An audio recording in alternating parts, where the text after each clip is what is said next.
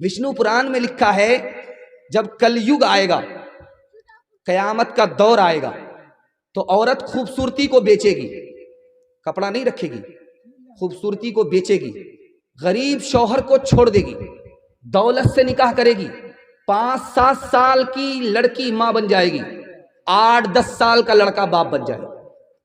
महाभारत किताब है, उस किताब के अंदर लिखा हुआ है कि आदमी को अपनी जवान बेटी के साथ तन्हाई में नहीं बैठना चाहिए। जवान बेटी है, जवान बाप है, तो अकेले में ना बैठे, दूसरे आदमी को शामिल कर ले। बड़े बड़े लोग फिसल जाते हैं और शैतान बदकारी करा देता है। चौथे नमूने को बहुत ध्यान से सुनिएगा आप। राम जी की मां का नाम था कौशल्या। कोई राजा उनसे बात करने के लिए आए तो नौकर को भेजा, खुद नहीं गई। तो पूछा कि भाई आपने नौकर को भेज दिया? कहा मैं औरत हूं, वो मेरे लिए अजनबी है, मैं उसके सामने नहीं जा सकती। कितना खूबसूरत हिंदुस्तान था, दिखाने के लिए जा रहा हूं। दूसरी मिसाल देखिए, एक औरत का नाम है महाभारत में दरूगदी। उसने कहा कि आज से बढ़कर के मेरा बुरा दिन कभी नहीं हुआ था। कहा कि वो कैसे? कि आज तक मुझको शौहर के अलावा किसी ने नहीं देखा था, आज सारी दुनिया के लोग मुझे देख रहे हैं, मैं बेपर्दा हो गई, इससे बड़ा बुरा दिन मुझे कभी देखने को नहीं मिला था। कितना खूबसूरत हिंदुस्तान था।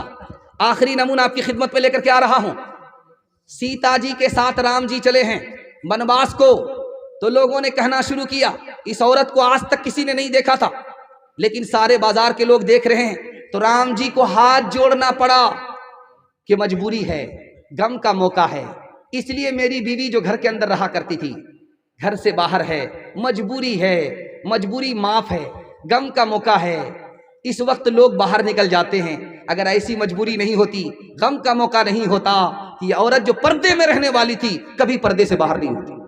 लक्ष्मण जी देवर हैं, सीता जी भाभी हैं। देवर से पूछा जा रहा है कि भाभी का चेहरा देखे हो, कैसी हैं, काली हैं या गोरी हैं? तो देवर ने कहा वो तो घूंघट डाल करके रहती थी, घूंघट डाल करके रहती थी। रास्ता चलते हुए मैंने साथ रहते हुए पैर तो देखा है, चेहरा नहीं देखा। लेकिन दौर इतना बुरा हो चुका, अभी जो दौर है इतना बुरा हो चुका है, इतना बुरा हो चुका है कि औरत घूंघट से ही बाहर नहीं है, आपे से बाहर है। आपको सुन करके हैरत होगी, कलेजा मुंह को आ जाएगा। मुसलमानों की 3 लाख लड़की गैर मुस्लिम को लेकर के भाग गई, आबरू अलग गई, ईमान अलग गया। इसका जिम्मेदार फैशन है। अगर वो दीन और धर्म पर कायम रहती, उसका ईमान भी बचता, उसकी आबरू भी बचती। इंशाअल्लाह अपने समाज की औरतों की आबरू को बचाएंगे। हाथ उठाइए, इंशाअल्लाह बिल्कुल सही जा रहा है। ईमान की हिफाजत करेंगे, हाथ उठाइए इंशाअल्लाह। कहाँ गई वो सीता मैया और कहाँ है अब मरियम, भारत वर्ष में जिनके चरित्र पे गर्व किया करते हैं हम, जो अपनी इतिहास भुला दे, आग लगे उस फैशन में, आग लगे उस फैशन में। हिंदुस्तान का चेहरा देखो सच्चाई के दर्पण में, हिंदुस्तान का चेहरा देखो सच्चाई के दर्पण में। अमन की देवी तड़प रही है गांधी जी के आंगन में, गांधी जी के आंगन में। ये जो पैगाम आपकी खिदमत पे लेकर के आ रहा हूं, इसी के लिए मैंने आपको तैयार किया है। आधा से ज्यादा जलसा मेरा निकल चुका है, थोड़ा सा जलसा आपका बाकी रह गया है। औरत की तालीम के हवाले से सुनाने के लिए जा रहा हूं। जवानों को पैगाम दे करके मेरे हिस्से का जलसा मुकम्मल हो जाएगा। 10 मिनट के लिए आप साथ देंगे, हाथ उठा दीजिए इंशाअल्लाह। सो करके सुनेंगे, हाथ उठाइए इंशाअल्लाह।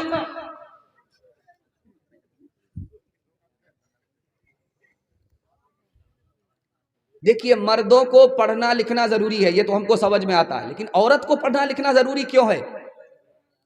जिस तरह मर्द मुसलमान होते हैं उसी तरह औरत भी मुसलमान होती है, इसलिए पढ़ना लिखना जरूरी है औरत के लिए भी। जिस तरह मर्द इंसान है उसी तरह औरत भी इंसान है। इंसानियत पर आने के लिए औरत को पढ़ना लिखना जरूरी है। एक खास बात बता रहा हूं, जरा ध्यान से सुनिएगा इसको। औरत का दीन मुकम्मल नहीं है, औरत की अकल मुकम्मल नहीं है। हदीस के मुताबिक उसका दीन मुकम्मल नहीं, उसकी अकल मुकम्मल नहीं। दीन कैसे मुकम्मल होगा? इल्म के साथ। दीन कैसे मुकम्मल होगा? इल्म के बगैर नहीं। अकल कैसे मुकम्मल होगी? इल्म के साथ। اس لیے عورت کو مرد سے زیادہ علم حاصل کرنا ضروری ہے۔ ایک بات یاد رکھیے، ہماری دو طرح کی بیٹی ہوتی ہے۔ ایک بیٹی وہ ہوتی ہے جس کو گھر میں ہی رہنا، گھر سے نکلنا ہے، گھر میں رہنا ہے، کہیں باہر نہیں جانا ہے، اس کو زیادہ پڑھانے لکھانے کی ضرورت نہیں ہے، قرآن پڑھا دیجئے، اردو پڑھا دیجئے، دینیات پڑھا دیجئے، کافی ہے۔ لیکن جس لڑکی کو گھر سے باہر نکلنا ہے، تجارت کرنی ہے پردے کے ساتھ، نوکری کرنی ہے پردے کے ساتھ، اس لڑکی کو ڈگری دلانا ضروری ہے۔ ایک خاص بات یاد رکھیے، میں عالم ہوں، مرد ہوں، عورت کو تعلیم کروں گا، عورت کو پڑھنے کی ضرورت نہیں ہے، یہ غلط ہے۔ ایک مرد عالم ساری عورت کے لیے کافی نہیں ہے، کیونکہ چاہے عالم ہو، عالم سے بھی عورت کو پردہ ہے، پردے میں بہت ساری بات عورت نہیں پوچھ سکتی۔ دوسری بات، ایک گھر میں سارے لوگ عالم ہوتے نہیں ہیں، اس لیے عورت کا عالمہ ہونا ضروری ہے۔ اور کبھی ایسا ہوتا ہے کہ لڑکا بھی ایک جگہ پڑھ رہا ہے، لڑکی بھی ایک جگہ پڑھ رہی ہے، دھیان سے اس کو سنیے گا۔ لڑکا لڑکی اگر ایک جگہ پڑھے، سر سید احمد خان نے کہا لڑکی آوارہ ہوگی، لڑکی بد چلن ہوگی، ایک جگہ پڑھنے کی وجہ سے۔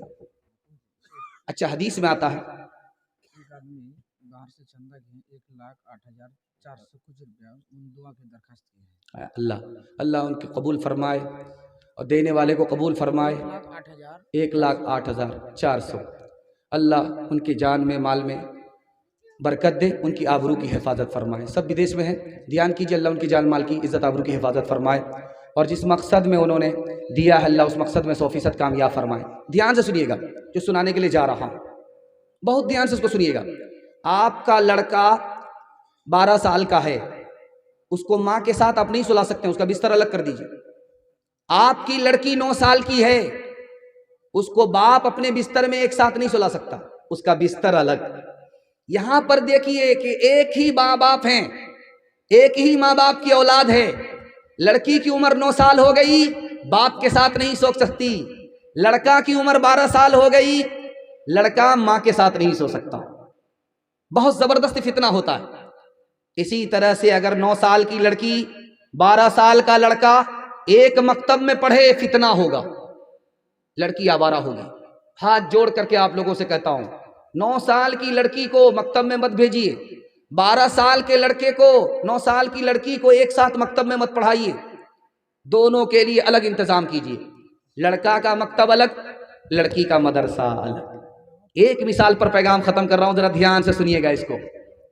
لڑکی جا رہی تھی راستے سے، ایک من چلا اس کو چھیڑتا ہے، زیناھا للناظرین، قرآن کی آیت پڑھ کر کے کہ دیکھنے کی چیز تو یہ ہے جو سڑک سے گزر رہی ہے۔